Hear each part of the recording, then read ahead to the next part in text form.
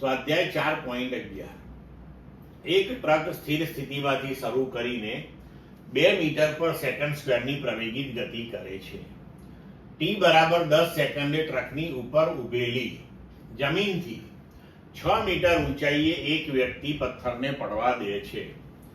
T બરાબર 11 સેકન્ડે પથ્થરના એ વેગ અને બી પ્રવેગ કેટલા હશે?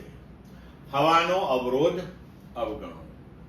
હવે અહીંયા જુઓ કે 10 સેકન્ડ સુધી ટ્રકની સાથે સાથે પથ્થરની ગતિ સમક્ષિતિજ દિશામાં છે અને 10 સેકન્ડે આપણે એને પડવા દઈએ એટલે ગુરુત્વાકર્ષણની અસર હેઠળ એની ગતિ થશે. બરોબર છે?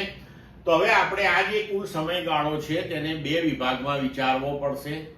પહેલી 10 સેકન્ડ અને એના પછીની 1 સેકન્ડ. બરોબર છે?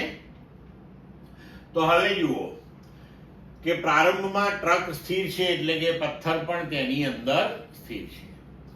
તો ટ્રક એટલે કે પથ્થરનો પ્રારંભિક વેગ v0 બરાબર 0 અને પ્રવેગ છે એ બરાબર 2 મીટર પર સેકન્ડ સ્ક્વેર.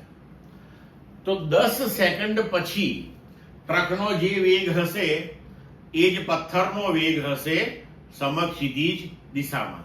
એને આપણે x દિશા કહી દઈએ. તો 10 સેકન્ડને અંતે ટ્રકની સમક્ષિતિજ દિશામાંની ઝડપ આપણે લઈએ તો vx બરાબર v0 વત્તા at અચળ પ્રવેગી ગતિનું સમીકરણ. પ્રારંભિક શૂન્ય છે એ 2 છે અને t બરાબર 10. તો x દિશામાંની ઝડપ થઈ ગઈ 20 મીટર પર સેકન્ડ. હવે એને 10 સેકન્ડ પછી મુક્ત પતન કરાવવામાં આવે છે. એ વખતે તેનો સમક્ષિતિજ વેગ તો છે જ.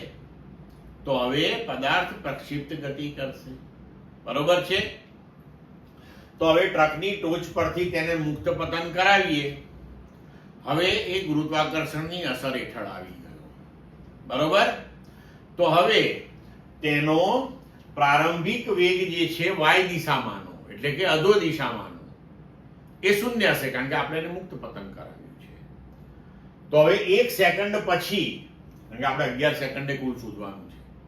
તો 1 સેકન્ડ પછી તેનો વેગ કેટલો?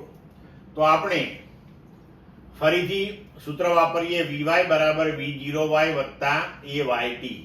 પણ ay પ્રવેગ y દિશામાંનો પ્રવેગ હવે મુક્ત પતન કરે છે ગુરુત્વાકર્ષણની અસર હેઠળ. તો y દિશામાંનો પ્રવેગ કયો હોય? ગુરુત્વ પ્રવેગ. બરોબર? એટલે ay બરાબર g. હવે અહીં આપણે મૂલ્યો મૂકીએ. v0y બરાબર 0, g બરાબર 10, t બરાબર 1 સેકન્ડ. તો આ થયું 10 મીટર પર સેકન્ડ. બરોબર? અને આ પ્રક્ષિપ્ત ગતિનો કિસ્સો થયો છે. તો x દિશામાંની જે ઝડપ છે એ તો અચળ રહેવાની છે અને y દિશામાંની ઝડપ આટલી થઈ.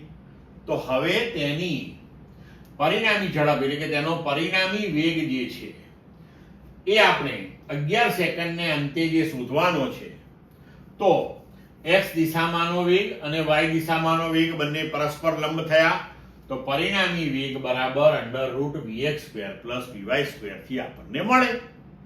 તો √20 નો વર્ગ વત્તા 10 નો વર્ગ બરાબર √500 બરાબર જવાબ થશે 22.4 મીટર પર સેકન્ડ.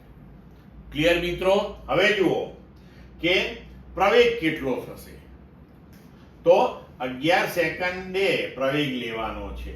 તો મુક્ત પતન કરાવો એટલે ગુરુત્વાકર્ષણની અસર હેઠળ એની ગતિ થઈ રહી છે. તો સ્વાભાવિક છે કે હવે પ્રવેગ તેનો g જેટલો એટલે કે 10 મીટર પર સેકન્ડ સ્ક્વેર હશે. ક્લિયર મિત્રો?